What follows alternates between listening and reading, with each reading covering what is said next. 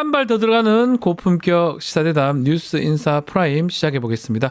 매주 금요일 세계와 K입니다. 이 시간에는 세계 속의 한국 또 우리가 알아야 될 세계 소식 다뤄볼 텐데요.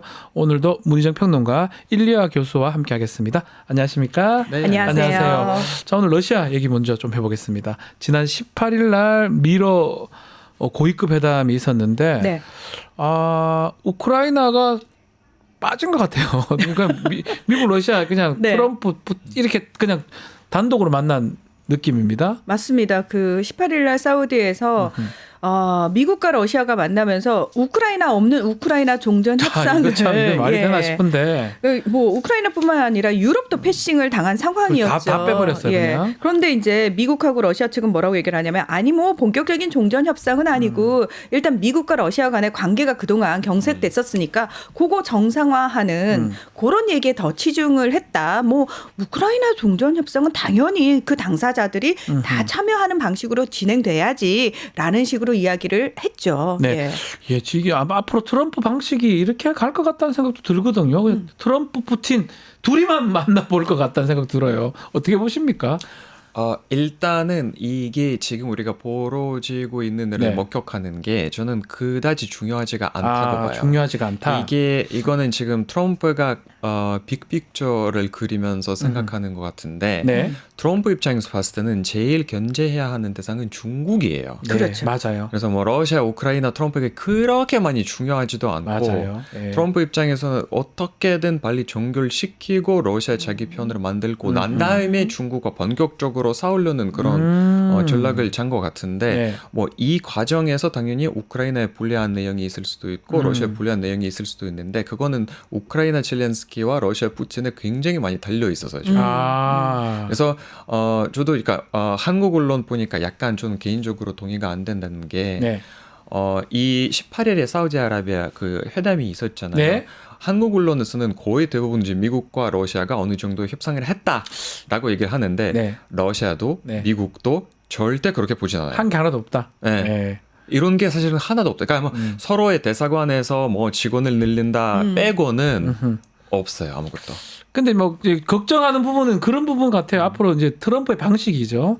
북한하고 할 때도 우리 빼버리는 거 아니냐. 코리아 패싱 부분 이런 가능성이 좀 있을 것 같은데요. 지금 상황에서는 예. 100%죠. 네. 지금 상황에서는 100%죠. 네. 그러니까 근데 계속 저희가 얘기를 하는 게 뭐냐면은 트럼프는 트럼프하고 직접적으로 얘기를 해야 된다고 계속 얘기를 하는데 트럼프 맞아, 입장에서는 맞아요. 한국에서 지금 트럼프가 만날 수 있는 사람이 아무도 없어요. 그러니까 아무리 외교 장관들이 만나고 뭐 국가안보 보좌관이랑 우리나라의 국가안보 실장이 만나도 의미가 없다는 거예요. 그러니까요. 예, 그런 상황이기 때문에 지금에서 얘기하자면 당연히 한국이 끼어들 이유가 없는 거죠. 근데 예를 들어서 우리가 빨리 이제 정권을 바꿔가지고 네. 예, 이재명 대통령이 예를 들어서 들어선다. 그러면 벌써 대통령이 만약에 예를 들어서 예를 들면 만약에 예. 그런 상황이 벌어진다. 그러면 한국이 정치적으로 안정되고 확실성이 조금 더 보이게 되면은 트럼프 입장에서 만날 수 있는 사람이 생긴 거잖아요. 아하. 그거 자체가 굉장히 큰 가능성이 될 수 있고요. 지금도 사실 유럽 입장에서는 본인들이 어쨌든 패싱을 안 당하기 위해서 유럽들끼리 지금 모여가지고 회의를 시작했거든요. 근데 그렇죠. 중요한 건 뭐냐면 유럽 내부가 일단 균열되어 있어요. 그러니까 자기네들끼리 모여가지고 좋은 얘기 해보자라고 했는데 이미 큰 소리가 나왔다는 거거든요. 자, 트럼프 입장에서는 웃고 있을 거라고요. 야, 니들은 니들끼리도 뭐 단합된 목소리도 못 내면서 뭘 미국에 맞서려고 그래. 이런 식으로. 사실 그 미국의 트럼프 대통령이 본인은 뒤에서 약간 그 느낌이었어요. 탁 빠져가지고 네. 지시를 내려가지고 지난 12일에 미 재무장관이 우크라이나를 갔어요. 그리고 12일 날 나토 국방장관 회의가 열렸는데 거기 헤그세스 국방장관이 갔어요. 네. 그리고 14일부터 16일까지 독일 미넨 안보회의가 열렸는데 여기에 마크 루비오 국무장관부터 시작해가지고 이제 켈로그 특사까지 다 갔어요. 자, 본인은 뒤로 쫙 빠져가지고 이 사람들을 전면에 쫙 내세워가지고 이들이 각각의 자리에서 유럽을 향해서 엄청난 청구서를 내밀었다는 거예요. 폭탄을 탁탁탁탁 터뜨렸어요. 본인은 빠져있고 다 보내가지고. 그렇습니다. 예. 네. 그러면 이제 기자들은 트럼프한테 직접 묻잖아요. 아니 지금 이런 상황이 돼서 근데 그 말을 들은 유럽이라든지 우크라이나는 난리가 나가지고 지금 그걸 어떻게 대응해야 될까 막 머리를 싸매고 있는데 기자들이 트럼프한테 물어봐요. 그러면 트럼프는 굉장히 여유 있게 네. 뭐 그건 아니고 이건 이래야 되고 저건 저래야 되고라는 식으로 지금 분위기가 형성이 되고 있는 거죠. 자, 지금 이제 우크라이나 전쟁 지금 계속 얘기를 하고 있는데 우크라이나는 앞으로 어떻게 해야 됩니까? 뭐 카드 같은 게 협상 카드가 있을까요? 협상 카드는 많지는 않죠. 거의 근데 이게 없나요? 이게 이제 젤렌스키 대통령의 예. 입장에 따라 다르긴 한데 젤렌스키 대통령의 입장이 항상 일관하게 말을 해왔어요. 항상 이 지금은 휴전이라도 그러니까 휴전을 하더라도 앞으로 러시아가 다시 칠 수 없게끔 그런 조치를 마련해달라, 예. 막아달라 그런 얘기를 계속 해왔는데. 지금은 트럼프가 오늘은 한 말과 내일이 하는 말이 너무 다르기 계속 다 때문에 바뀌어요. 어제는 젤렌스키를 보고 우크라이나의 독재자 예. 선거를 통해서 뽑히지도 않은 독재자라고 했다가 바로 다음 날에 만약에 종정을 다 하고 나서 러시아가 우크라이나를 치잖아 그러면 우크라이나가 나토의 자동 가입 갑자기 이런 말을 해요. 그러니까요. 이게 아까도 그 평론가님이 말씀하셨지만 트럼프가 일단 지금 분위기를 간 보고 있어요. 간을 보고 있다 네. 트럼프가. 그러니까 여기저기 사람을 다 보내고 얘기를 해놓고 지나치게 원래 자기가 만족할 수 있는 수준 훨씬 높은 대가를 부르고 거기서부터 이제 협상을 시작하는 거죠. 그렇죠. 그러니까 트럼프의 특성을 우리 평론가님이 항상 말씀 주셨는데 예전에 바이든 행정부 때는 그냥 무조건 우크라이나 지원이었잖아요. 그렇죠. 이제는 그건 아닌 거잖아요. 자, 트럼프의 생각을 제가 날것 그대로 전해드리면은 예전에 바이든 대통령이 그렇게 많이 우크라이나에 지원을 하고도 젤렌스키 대통령한테 되게 고맙다는 소리 제대로 못 들어가지고 우크라이나가 계속 요구를 해요. 그러니까 맞아요. 바이든이 격노했다 이런 얘기가 미국 언론을 통해서 나올 정도였단 말이에요. 맞아요. 자, 트럼프는 그걸 보면서 무슨 생각을 했냐면 아니 바이든 바보 아니야? 그렇게 퍼주고 왜 제대로 고맙다는 소리도 못 들어. 그리고 젤렌스키 쟤는 우리가 그렇게 지원해줬으면 고맙은 줄 알아야지 뭘 더 요구해. 웃기지도 않아.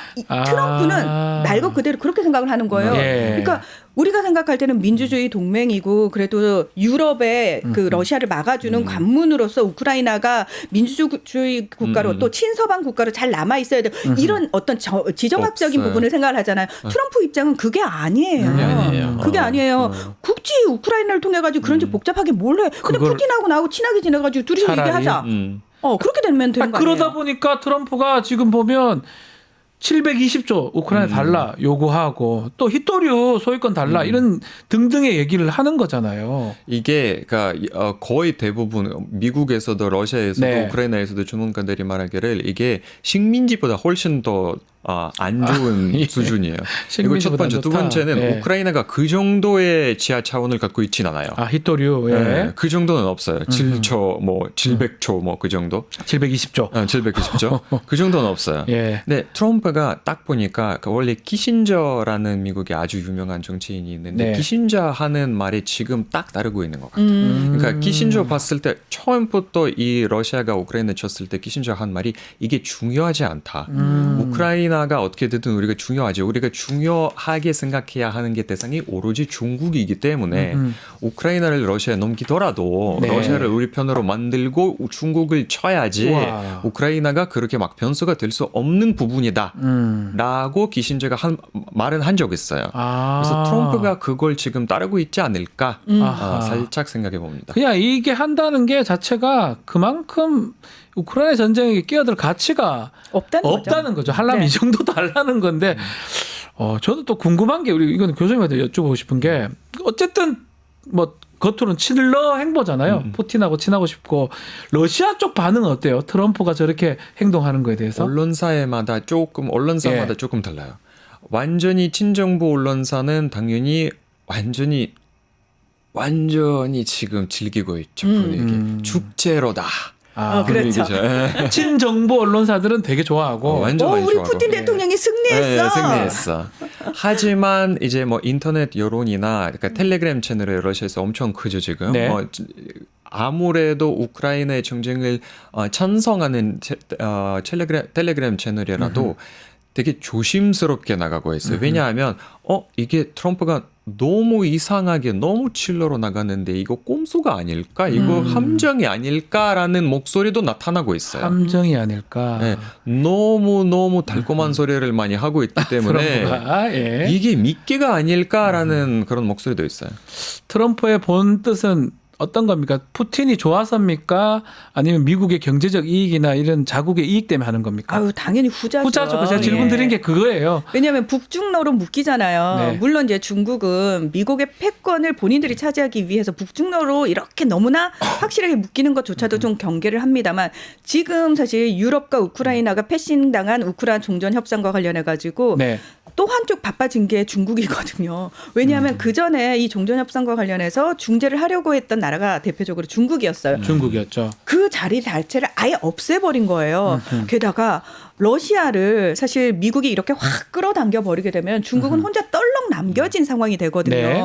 러시아 입장에서는 지금 사실 미국 기업이 굉장히 많이 들어와 있다가 그거 기업들 다 빠져나갔죠. 경제적으로 고립되는 상황에서 중국이 손을 내밀어 줘가지고 중국이 들어오긴 했습니다만 중국 의존도가 또 높아지는 거에 대한 경계심이 있었단 네. 말이에요. 맞아요. 자, 그러면 지금 미국 입장에서도 사실 러시아 쪽하고 손잡아서 좋은 건 많아요. 왜? 그렇게 나왔던 기업들이 본 손실을 어쨌든 빨리 관계를 회복해가지고 다시 러시아로 들어갈 수 있으면 좋은 거고 이건 뭐 러시아 경제 상황에서도 좋은 거고 네. 또 하나가 그 러시아 입장에서도 중국 의존도를 살짝 낮출 수 있는 조절할 수 있는 부분 그리고 중국과의 어떤 협상 지렛대가 또 하나 생기는 부분이기도 하거든요. 그래서 양측 모두가 사실은 중국을 견제하면서 적당히 양국이 전략적으로 손을 잡을 수 있는 좋은 계기가 마련이 됐는데 중국은 지금 굉장히 심각해졌어요.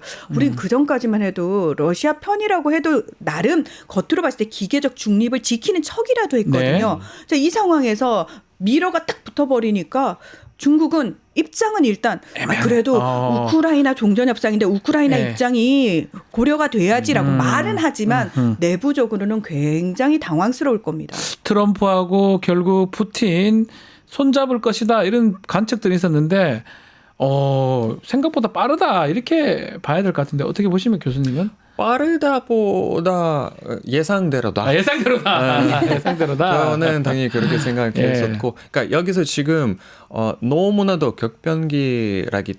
격변기라서 네. 각 나라의 정상들이 어떤 행보를 할지 우리가 주목해야 하는 거예요. 지금은 중국의 스탠스도 굉장히 중요해지고 있고, 네.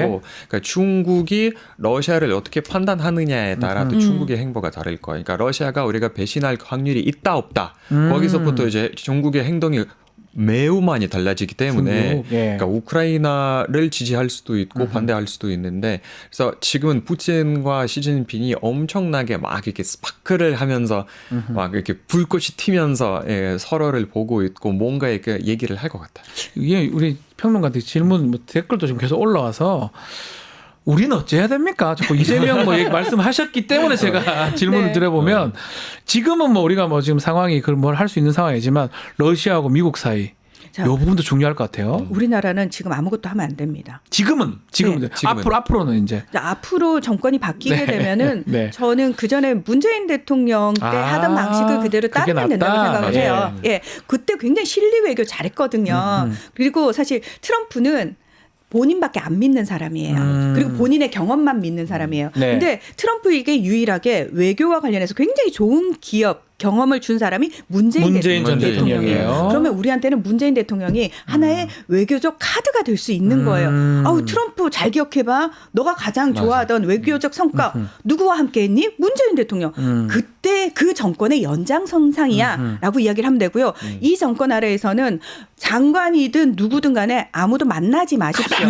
들쑤시지 마십시오. 괜히 있어라. 한국에 집중하게 만들지 마십시오. 그게 우리나라가 그나마 덜 손해볼 수 있는 방법입니다. 러시아하고는 앞으로 어떻게 해야 됩니까? 러시아는 그러니까 일단 푸틴이 과감해질 거라는 시선이 많습니다. 그러니까 지금은 트럼프가 그렇게 나오니까 푸틴도 그건 당연히 뻔히 알고 있죠. 네. 그래서 푸틴 입장에서 봤을 때는 원래도 자기가 이제 주장하고 있는 거에다가 훨씬 더 많은 값을 부를 수 있는 상황이고요. 어떻게 될지는 아직 우리가 그렇죠. 알 수가 없고 전망하기도 어려울 것 같아요. 이 상황에서 저는 네. 굉장히 기분 좋은 나라가 바로 북한이라고 생각을 북한이 해요. 제일 좋아요. 제일 신났습니다. 제일 북한 이득이 많이 번 게. 김정은은 다 친해잖아요. 네, 느낌상. 맞아요. 중국하고도 뭐 정말? 특별히 나쁘지 않고 러시아하고 밀착해가지고 얻는 거 굉장히 많거든요. 미중러 정상들하고 다 친합니다. 다 친합니다. 네. 그러고 줄 것도 별로 없고 받을 것도 많고 하여튼 그렇죠. 김정은이나 북한 쪽이 좀 좋아 보이는 게 사실이네요. 북한의 전략적 인내가 빛을 발하고 있는 그러니까요. 상황이 돼버렸죠. 네. 잘 했기 때문에 뭐 이게 전략적 인내라 볼 수 네. 있네요. 유럽 얘기도 좀 해보겠습니다. 유럽이 지금 말씀대로 지금 배제되는 상황인데 EU 같은 경우는 좀 이렇게 좀 평화 유지군 얘기 정도가 나오는 것 같아요. 평화 유지군 파병. 미국도 네. 우크라이나를 지원했지만 유럽도 많이 지원을 했잖아요. 했죠. 그런데 그 모든 성과를 사실 전리품을 미국이 다 독차지하게 그 유럽이 내버려 둘 수가 없는 상황이에요. 그리고 사실 유럽이 우크라이나를 지키고자 했던 이유는 딱 하나예요. 러시아의 남하를 막아주는 대표적인 국가이기 때문에 그러니까요. 우크라이나가 반드시 친서방 국가로 남아야 되는 이유가 있거든요. 근데 만약에 거기를 트럼프가 장악을 해버리게 되면 이거 유럽의 안보도 장담할 수가 없는 상황이 돼버리는 거고 유럽은 말 그대로 속수무책으로 그냥 무방 상태로 뚫리는 상황이 돼버리는 거거든요. 이게 단순히 뭐 러시아가 쳐들어와요 이 차원의 문제가 아니라는 겁니다. 그리고 지난번 그 미넨 안보 회의에서 이미 대서양 동맹이 깨졌다라는 얘기가 나오고 있거든요. 네. 뭐냐면은 벤스 미 부통령이 기조연설에서 그 얘기를 했어요. 유럽의 위협은 지금 러시아나 중국 아니다. 유럽 내부다. 그렇죠. 니들 왜 그렇게 언론 규제 많이 하냐. 여기서 말하는 언론 규제라 함은 가짜뉴스, 혐오 발언 이런 거에 대해서 유럽은 굉장히 규제를 강하게 하고 있지 네. 않습니까? 미국은 트럼프 들어서서 그거 다 풀어버렸거든요. 그러니까 그거 풀어. 그리고 독일을 향해서는 아예 야 니들 왜 극우 정당 배제해? 왜 걔네들 소외시켜? 그러지 마. 라는 식으로 벤스 부통령이 그 독일을 위한 대한 정당 극우 정당 대표까지도 만났거든요. 그러니까요. 자 이런 상황이 돼버리고 나서 그리고 헤그세스 국방장관은 나토 장관 회의에서 대놓고 그 얘기했어요. 야 이제 더 이상 미국은 니들의 안보 호구 아니야. 그리고 방위비 올려 5% 수준으로 그리고 우리의 이제 안보 핵심은 유럽이 아니라 아시아 태평양 지역이야. 우리 그쪽으로 옮겨가지고 동맹국들하고 힘합쳐가지고 중국의 위협을 억제하는 데 더 힘쓸 거야라고 예. 얘기를 해버렸어요. 그래서 유럽에서는 대서양 동맹 이제 끝났다. 화도 났다. 우리가 우리 스스로를 지켜야 되는데 어쨌든 유럽 쪽 그러니까 우크라이나에 우리가 숟가락이라도 얹으려면은 우리가 나름대로 대안을 만들어 가지고 미국하고 협상을 해야 되는데 그 대안 중에 하나가 오래전부터 얘기해 온 우크라이나의 유럽 군을 파병하는 거거든요. 그렇죠. 예. 근데 트럼프 얘기가 계속 오락가락해요. 근데 유럽군을 파병하더라도 유럽의 기본 원칙은 뭐냐면 우리끼리만 해봤자 의미가 없어. 왜? 네. 그 오랜 세월 동안 수십 년 동안 미국의 우산 아래에 있었잖아요. 미국이 완벽하게 미군이 빠져버린 유럽군은 힘이 없다라고 생각을 하는 거예요. 상상하기가 또 어려워요. 예. 그렇습니다. 그래서 어떻게든 미군이 일정 부분 역할을 담당해주는 하에서 유럽군을 파병하자라는 게 지금 유럽연합 내부의 움직임이라는 겁니다. 그렇죠. 자, 지금 유럽 상황이 지금 말씀처럼 녹록찮아요. 뭐 핵심 국가가 프랑스, 독일, 영국 정도인데 예를 들어서 프랑스 같은 경우는 뭐 지금 마크롱 대통령 끝나는 것 같거든요. 그분 레임덕이잖아요. 예, 본인들도 지금 힘든 상황인데 우크라이나 파병까지 갈 수 있을지 이런 것도 사실 문제가 될 것 같은데 현실적으로 뭐 특별히 할 수 있는 게 미국 빼고는 하기는 쉽지 않아 보이긴 하거든요. 쉽지는 않죠. 예. 쉽지는 않은데 제가 봤을 때는 유럽은 우크라이나를 그냥 내버려 두진 않을 거예요. 네. 이거는 유럽의 입장에서 봤을 때 이것도 차이가 너무 차원이 다른 게 미국은 실제로 미국 땅에서 러시아랑 싸워본 적 없어요. 그렇죠. 유럽은 있거든요. 네. 유럽은 뻔히 알고 있어요. 러시아가 얼마나 큰 위험인지. 그래서 우크라이나를 어떻게든 자기가 없는 거를 다 이렇게 뭐 이끌어가지고 우크라이나를 보낼 거라고 저는 개인적으로 봐요. 아하. 왜냐하면 유럽 입장에서 봤을 때는 이 선을 꼭 지켜야 돼요. 네. 그렇죠. 아니면 이 선을 지키지 못하면 오히려 또 뭐 루마니아, 뭐 불가리아 이쪽으로 들어오기 때문에 몰도바 막 이쪽으로 들어오기 때문에 더 이상 지킬 수가 없고 아하. 너무 위험해졌기 때문에 차라리 우크라이나 우크라이나를 좀 희생시키더라도 우크라이나에서 러시아를 막자라는 게 유럽 내에서는 아마 공통적인 절충일 거예요. 알겠습니다. 마지막으로 이 얘기를 한번 짚어봐야 될 것 같아요. 브라질 얘기입니다. 브라질의 보소나루 전 브라질 대통령 결국은 기소가 됐습니다. 네. 극우 세력을 선동하고 쿠데타했다. 일단 평론가님께서 좀 설명 좀 해주십시오. 자, 보우소나루 전 대통령은 2019년부터 2023년 초까지 대통령으로 재임을 했는데 하필 이 기간이 코로나19 팬데믹 기간이었죠. 이 사람은 군인 출신의 굉장히 극우. 브라질의 트럼프라는 별명이 붙어 있는 사람이죠. 이 사람 때문에 코로나19 팬데믹으로 인한 사망자가 미국에 이어서 브라질이 2위였습니다. 엄청 많은 사람이 죽었어요.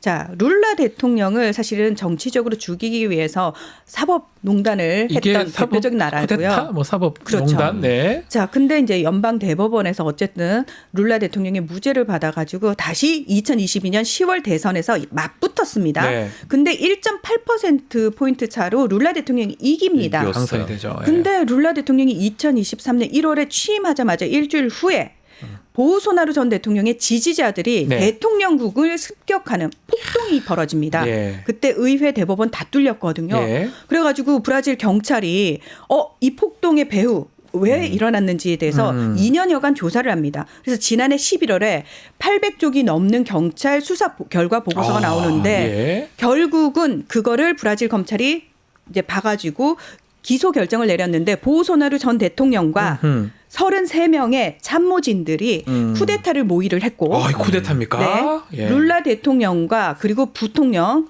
그리고 대법관 본인들에게 굉장히 불리한 이제 판결을 내렸다고 판단되는 디모라이스라고 하는 네. 대법관을 암살하려는 계획. 예. 네, 그 계획까지 다 들어가 있었고요. 근데 기소장 안에 온갖 내용이 다 있는데 일단 이번 선거를 부정선거로. 예. 똑같죠. 예, 어디서 많이 지금 들어본 제가 얘기죠. 계속 좀 어디서 잘못 어느 들었나 나라에서 싶은데 산 부정선거로. 상황이 입법, 사법, 행정을 다 무너뜨리고 새 질서를 체계화하기 위해서 비상기구를 설치를 하고요. TV와 라디오 방송국을 점령하는 그 내용까지 굉장히 구체적으로 다 모의를 했다는 겁니다. 예. 물론 보소나루 전 대통령은 나를 재선에 못 나가게 하기 위해서 정치적으로 마녀 사냥을 하는 거다라고 주장을 하고 있지만 실제로 보우소나루 전 대통령의 가장 지근거리에서 보좌하던 사람이 플리바게닝이라고 하죠. 그렇죠. 자신의 형량을 줄여주는 대가로 감형해주는 대가로 다 수사기관에 사실을 불었습니다. 네. 실제로 이 쿠데타를 하기 위해서 전 국방장관에게 현금을 넘겼고 예. 그다음에 그 과정에서 암살을 위해서 실제로 계획을 세웠다라고 다 불었습니다. 너무 놀랍습니다. 일레 교수님. 어느 나라에서 어느 나라예요, 들어봤던 이거? 저 브라질 얘기를 하고 브라질 네. 보소나루를 얘기를 했는데 야, 이 완전히 똑같습니다. 보니까 우리 상황 한국 상황하고 오버랩이 되는 것 같아요. 놀랍습니다. 언젠가는 넷플릭스에서 놀랍습니다. 드라마가 나오지 않을까. 드라마가 나온다. 네, 그러니까 브라질도 매우 중요하고 꼭 큰 나라입니다. 그럼요. 이 나라도 이런 일이 일어나잖아요. 이게 내란 상황이잖아요. 그렇습니다. 우리랑 똑같은 상황이 지금 일어났고 사실은 정치 상황이 비슷하다는 얘기를 했습니다. 룰라랑 보소나루, 룰라 대통령을 사법적으로 어떻게 한 거.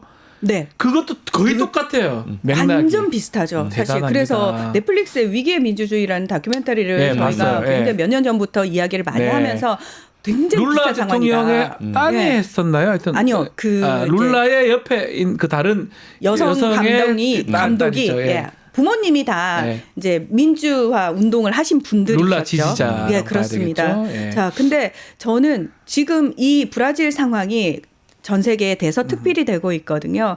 그러면 더더욱 한국에 관심이 집중될 수밖에 없습니다. 네. 브라질 차원에서도 한국을 볼 수밖에 없어요. 왜? 똑같잖아요. 똑같으니까. 한국에서 어떤 식으로 이 문제를 해결해 나갔는지를 보고 똑같잖아요. 브라질에서 아마도 참고할 가능성이 굉장히 크기 때문에 윤석열 대통령의 탄핵 심판이 정말 더 중요해졌습니다. 매우 중요하고 네. 전례가 되는 거죠. 그렇죠. 브라질도 우리 걸 볼 거예요. 탄핵을 하는지 형사재판에서 어떤 결과가 나는지 그렇죠. 등등을 볼 거고 마찬가지입니다. 보소나루도 이제 그 내란 수괴 참모들하고 혐의로. 그 애들 네. 다 됐지만 우리도 마찬가지입니다. 그렇죠. 내란 우두머리도 있지만 주요 종사자, 그렇습니다. 가담자 맞아요. 다 처벌이 되겠죠. 네. 근데 브라질은 무기징역, 우리는 왜 내란 수계 무기징역 또는 사형이잖아요. 네. 브라질은 뭐 최대 43년형밖에 안 되더라고요.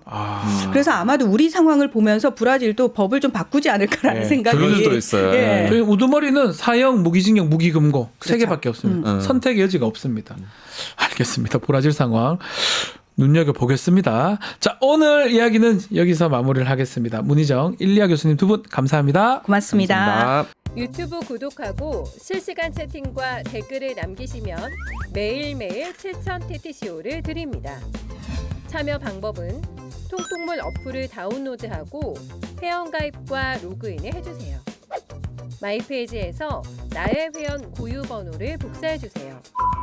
유튜브 구독 후 실시간 채팅이나 댓글창에 고유 번호를 한 번만 입력하면 준비 끝! 지금 유튜브 채팅과 댓글 쓰기 참여하고 실천 TTCO 받아가세요.